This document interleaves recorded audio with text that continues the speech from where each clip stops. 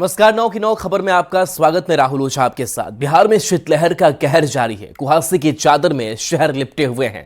कम visibility के कारण परेशानी हो रही है। ट्रेन और फ्लाइट पर कोहरे का असर देखने को मिल रहा है। यात्रियों को परेशानी हो रही है।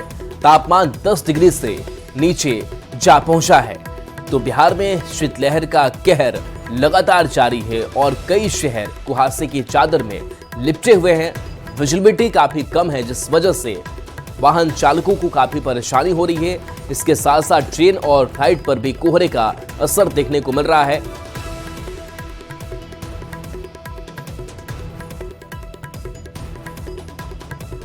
तो पूरा बिहार भीषण सर्दी की चपेट में है। राज्य के 19 जिलों का न्यूनतम तापमान 10 डिग्री सेल्सियस से भी नीचे चला गया है। मौसम विभाग की माने तो आज उत्तर पूर्व विभाग के अधिकांश जिलों में घना कोहरा छाया रहेगा।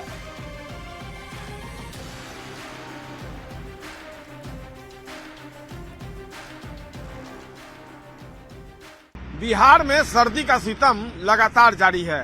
राजधानी पटना हो या राज्य का कोई भी जिला, सभी जगह लोग ठंड से परेशान हैं। दरअसल इन दिनों पूरा बिहार जो है वो भीषण ठंड की चपेट में है। घना कोहरा छाए रहने और भीषण ठंड से जनजीवन पर व्यापक असर देखने को मिल रहा है। राज्य के 19 जिलों का न्यूनतम तापमान 10 डिग्री सेल्सियस से नीचे चला गया है। मौसम विज्ञान केंद्र पटना की माने तो आज यानी रविवार को उत्तर पूर्वी भाग के अधिकांश जिलों में अति घना कोहरा छाया रहेगा। इसको लेकर मौसम विभाग ने अलर्ट भी जारी किया है। घने कोहरे की वजह से ट्रेनों और विमान के परिचालन पर भी खासा असर देखने को मिल रहा है। राजधानी पटना की अगर बात कर लें तो पटना में अधिकतम तापमान में शनिवार को 5.2 डिग्री सेल्सियस की गिरावट दर्ज की गई।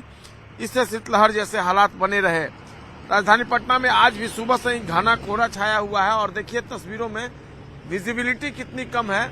सड़कों पर चलने वाली गाड़ियों को देखकर आप अंदाजा सहज ही लगा सकते हैं। आपदा प्रबंधन विभाग ने राज्य के 11 जिलों पूर्वी चंपारण के अलावा पश्चिमी चंपारण, गोपालगंज, सिवान, सारण, भोजपुर, बक्सर, कैमूर, रोहतास, औरंगाबाद और अरवल के लिए अलर्ट जारी किया है। आपदा प्रबंधन विभाग ने लोगों से अपील की है कि वे अपने घरों से बाहर नहीं निकलें। विभाग की तरफ से यह बताया गया है कि घने कोहरे से लोगों को बचने की जरूरत है ताकि उन्हें किसी तरह का नुकसान नहीं हो। कई गाड़ियां जो हैं, ऑटो देखिए उसमें जो आगे का हेडलाइट है वो जला हुआ है। यानी परेशानी बदस्तूर जारी है और बचाव ही बेहतर उपाय है। जिस तरीके से अभी का मौसम है वैसे में अभी संभावना इस बात की है कि काफी देर तक राजधानी पटना में घना कोहरा छाया रहेगा। देखना होगा आगे आगे जब दिन ढलता है तो मौसम कल की तरह बना रहता है या फिर आज इसमें कोई तब्दीली देखने को मिलती है। लेकिन फिलहाल ठंड ने लोगों को परेशान किया हुआ है। कैमरा पर्सन अजय दुबे के साथ संजय कुमार, न्यूज 18 पटना। कड़ाके की ठंड को देखते हुए औरंगाबाद में समाज कल्याण विभाग और नगर परिषद की तरफ से आश्रय गृह का निर्माण कराया गया है। बेसहारा लोगों के रहने सोने से लेकर खाने तक की व्यवस्था की गई है। पूरा औरंगाबाद जिला इन दिनों भीषण शीतलहर की चपेट में है। आलम यह है कि पारा लुढ़क कर 8 से 7 डिग्री सेल्सियस तक पहुंच चुका है। ऐसे में सबसे ज़्यादा परेशानी उन लोगों को हो रही है जिनका दिन तो मेहनत मजदूरी करते हुए गुजर जाता है, लेकिन उन्हें अपनी रातें गुजारने के लिए या तो सड़कों के किनारे सहारा लेना पड़ता है या फिर फुटपाथ पर इन्हें अपनी रात गुजारनी पड़ती है। लेकिन इन्हें अब घबराने की ज़रूरत नहीं है, क्योंकि समाज कल्याण विभाग और नगर परिषद के तरफ से जो है यहाँ पर 50 बेड का आश्रय स्थल का निर्माण कराया गया है, जहाँ पर इनके सोने के लिए साथ ही साथ ओढ़ने के लिए कंबल की व्यवस्था की गई है और यहाँ तक कि खाने की व्यवस्था भी की गई है। यहाँ पर केयर टेकर हैं, हम उनसे बात करते हैं कि यहाँ पर उनकी तरफ से क्या क्या सुविधाएं दी जा रही हैं। जी, आपका नाम? रीना कुमारी। यहाँ पर क्या क्या सुविधा दी जा रही है? यहाँ पर 50 बेड है, 50 कंबल है, 50 बेडशीट है, 50 तकिया है और 50 ओढ़ने का जो कंबल होता है वही है और 50 मच्छरदानी है। अच्छा, ये सब सारा सुविधा है। प्लस है इन लोग का लैट्रिन बाथरूम सारा चीज़ फ्री है। पानी वगैरह सब चीज़ फ्री है। आरओ का पानी दिया जाता है और खाने का सिर्फ पैसा लगता है। कितना लगता है? 50 रुपये प्लेट लगता है। जैसा कि आपने जाना कि यहाँ पर हर तरह की सुविधा मुहैया कराई जा रही है आश्रयहीनों को। ऐसी स्थिति में ज़रूरत है इस आश्रय स्थल के प्रचार प्रसार की, ताकि अधिक से अधिक लोग जो ज़रूरतमंद है इसका लाभ उठा सकें। संजय कुमार सिन्हा, न्यूज़ 18 औरंगाबाद। सिवान में कुहासा और बर्फीली हवा ने लोगों का जनजीवन अस्त व्यस्त कर दिया है। आज पूरा शहर कुहासे की चादर में लिपटा हुआ है। तापमान 10 से 12 डिग्री तक पहुंच गया है। काम पर जाने वाले लोगों को काफी परेशानी हो रही है। विजिबिलिटी कम होने के कारण भी काफी परेशानी बढ़ गई है।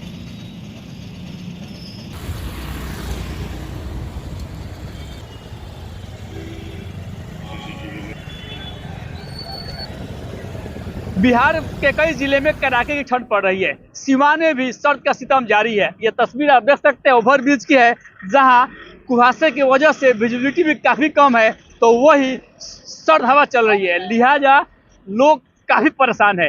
ये तस्वीर आप देख सकते हैं ओवरब्रिज की, जहाँ कुछ लोग हैं जो आ रहे हैं, उनसे हम बात करने की कोशिश करेंगे। किस तरह की ठंड है यार? जी सर, बहुत ठंड है, बहुत ज़्यादा ठंड है और जो विजिबिलिटी है बहुत कम हो चुकी है।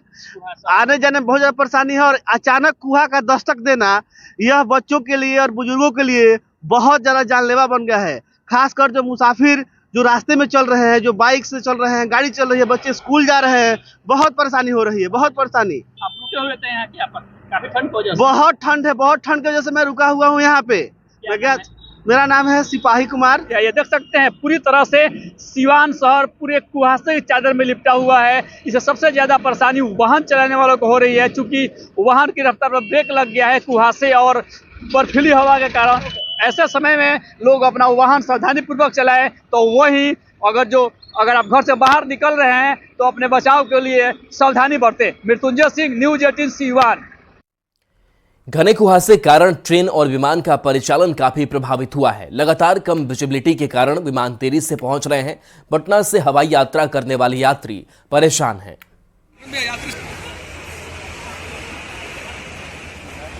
बट दुर्भाग्यवश ये कहना है कि अभी आप क्या कहिए, प्रकृति है कि क्या है, बट मैं प्रशासन से बहुत डिसअपॉइंटेड हूँ। मैंने ऐसा एक्सपेक्ट नहीं किया था। मेरा काम तो अब समझो नहीं हो पाएगा। There is no one to blame. मैं किस पे अब ये दोष डालूँ? ये ना एयरपोर्ट को ब्लेम कर सकते हैं, ना एयरलाइन को ब्लेम कर सकते हैं। और मेरी एक और रिक्वेस्ट है एयरपोर्ट प्रशासन से कि अगर फ़्लाइट डिले होती है तो उसका प्रबंध किया जाए। आप देख सकते हैं यहाँ पे कैसा प्रबंध है। लोग दुविधा में पड़े हुए हैं, ना उन्हें कुछ बताया जा रहा है। मैं पटना से हूँ और मेरी फ़्लाइट पटना टू दिल्ली की थी, तो जो मेरी सुबह की 10:45 की फ़्लाइट थी वो तो कैंसिल ही हो गई, पता चला, बिकॉज ज़ीरो विजिबिलिटी है अभी। फॉग भी इतना ज़्यादा है, कुछ दिख नहीं रहा है बाहर, बहुत अनसर्टेनिटी है अभी। और अभी की जो नेक्स्ट फ़्लाइट थी 11:40 की, वो भी डिले होते होते अब 1 बजे की हो गई है और अब 1 से 2 बजे की हो गई है। तो अभी कंडीशन तो उतना अच्छा नहीं है। वेदर का भी देख रहे हैं आप भी कि कितनी विजिबिलिटी ज़ीरो है। रांची से बड़ी खबर है, जहां झारखंड में शीतलहर का असर देखने को मिल रहा है। कड़ाके की ठंड के बीच छुट्टी का ऐलान। 13 जनवरी तक के स्कूल बंद रहेंगे और जिला प्रशासन की ओर से आदेश जारी किया गया है कि केजी से 8वीं तक के स्कूल बंद रहेंगे। 9वीं और 12वीं की क्लास जो है वो चलती रहेगी। तो 13 जनवरी तक स्कूल बंद रखने का अब आदेश सामने आ चुका है। जिला प्रशासन की ओर से आदेश जारी किया गया है कि केजी से 8वीं तक के स्कूल बंद रहेंगे, लेकिन 9वीं से 12वीं तक की क्लास चलती रहेगी।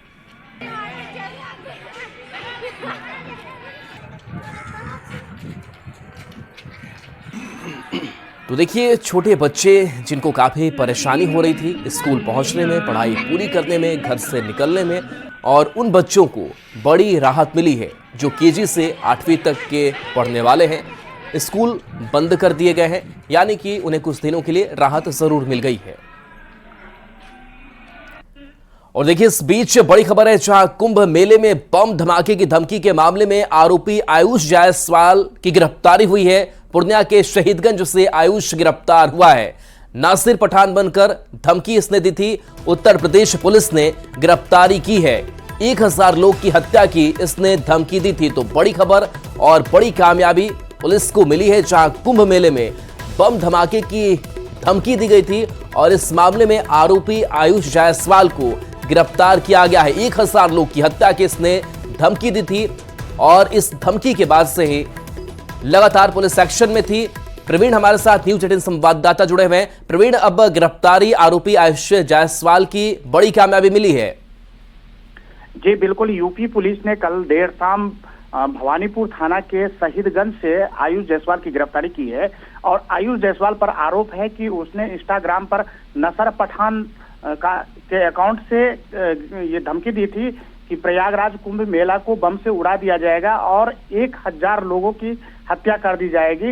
इसके बाद प्रयागराज पुलिस पूर्णिया पहुंची और पूर्णिया पुलिस के सहयोग से भवानीपुर थाना के शहीदगंज से आयुष जायसवाल की गिरफ्तार किया है। एसपी कार्तिकेय शर्मा ने भी इस गिरफ्तारी की पुष्टि कर दी है और उन्होंने कहा है कि यूपी पुलिस उसको अपने साथ लेके गई है। फिलहाल उसकी जांच की जा रही है। लेकिन इस बीच जो बातें सामने आ रही है कि जो आयुष जायसवाल के परिजनों का कहना है कि जो उन्हें फंसाया गया है, किसी ने उसके अकाउंट पर उसके अकाउंट से इस तरह की धमकी दी है और उसके बाद अकाउंट को डिलीट कर दिया गया था। हालांकि ये भी बात सामने आ रही है कि धमकी के बाद वो नेपाल भी गया हुआ था आयुष जायसवाल और फिर नेपाल से वो जब घर लौटा था उसके बाद यूपी पुलिस उसको गिरफ्तार कर ले गई है। हालांकि फिलहाल सभी बिंदुओं पर जांच की जा रही है कि आखिर इसके पीछे मकसद क्या था, आखिर वो नेपाल क्यों भागा और फिर नेपाल से वापस क्यों आया। क्या आयुष जायसवाल ने खुद ये धमकी भरा ये मैसेज दिया था या किसी ने उसके अकाउंट को हैक करके या उसके अकाउंट द्वारा इस तरह का धमकी दिया था। फिलहाल पुलिस सभी बिंदुओं पर जांच कर रही है। जी चलिए, शुक्रिया प्रवीण इस अपडेट के लिए आपका।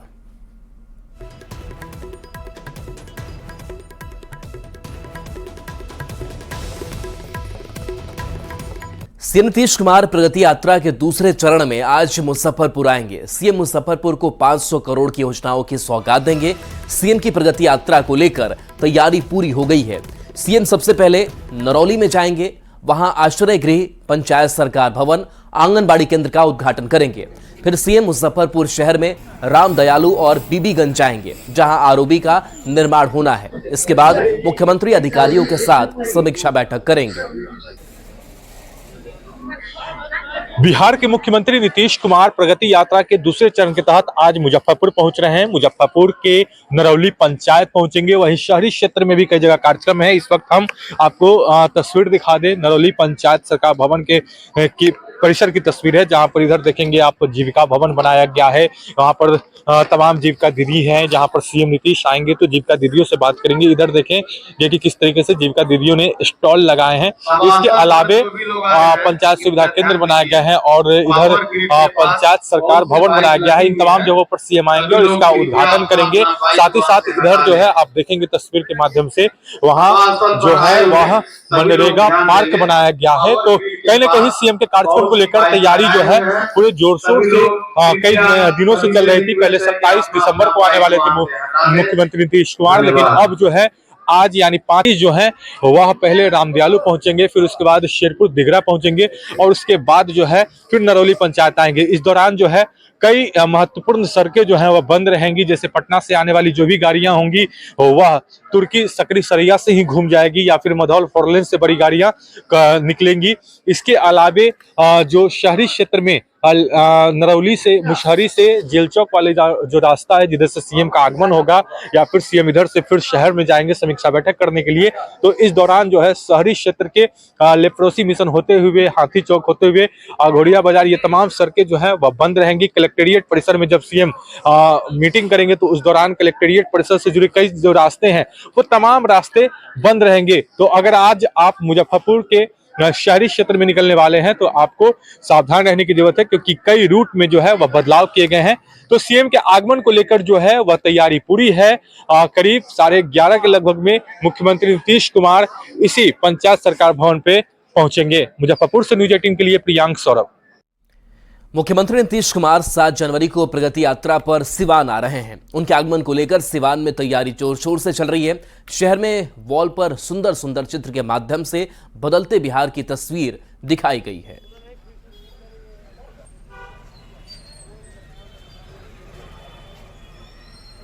अपने प्रगति यात्रा को लेकर 7 जनवरी को सिवान आ रहे हैं।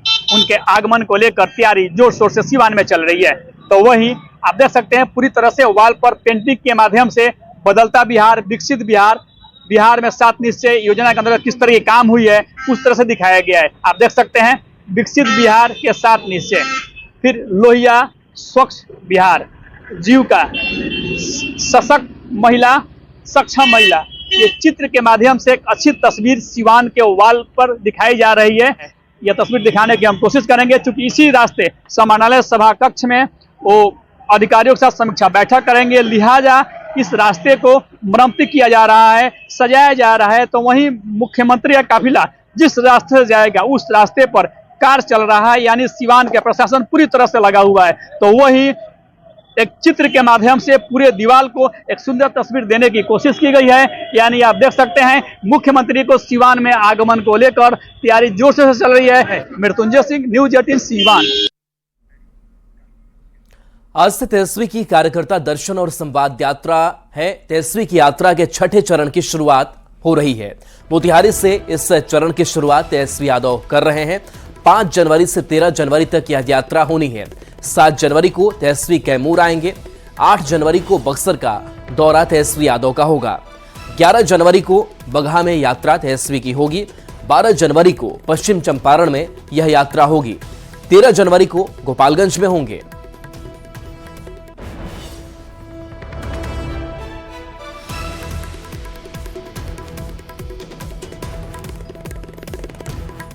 झारखंड की सियासत में मुख्यमंत्री मैया सम्मान योजना मास्टर स्ट्रोक साबित हुई। फिर चाहे बात विधानसभा चुनाव के परिणाम की हो या फिर मैया योजना को लेकर होने वाले कार्यक्रमों की, इस योजना की टीआरपी फिलहाल हाई दिख रही है। यह रिपोर्ट देखिए।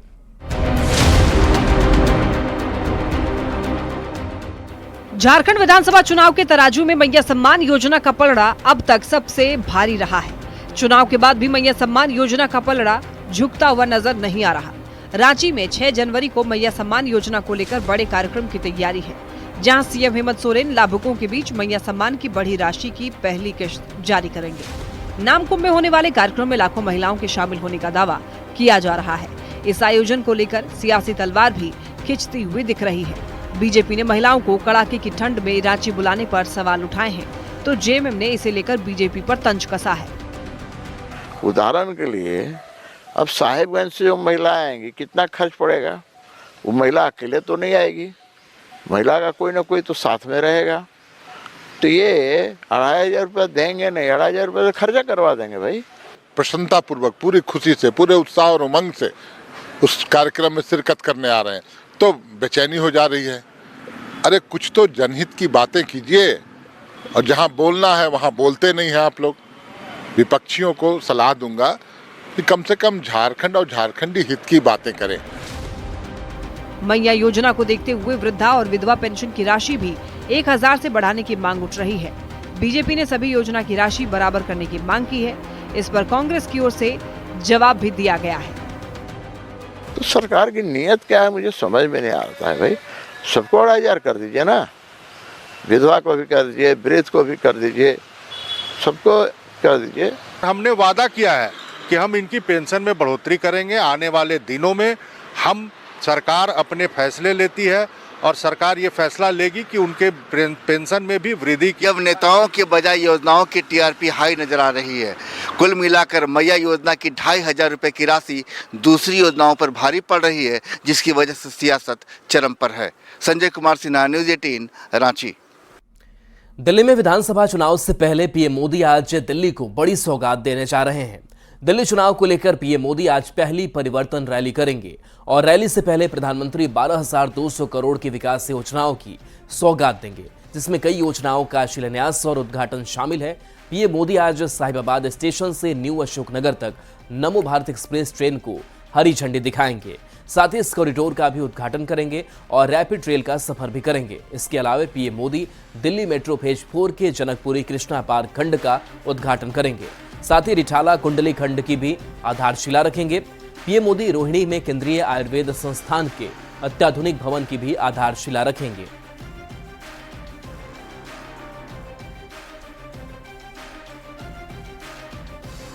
और चलिए न्यूज 18 बिहार झारखंड पर खबरें आपके लिए लगातार जारी हैं।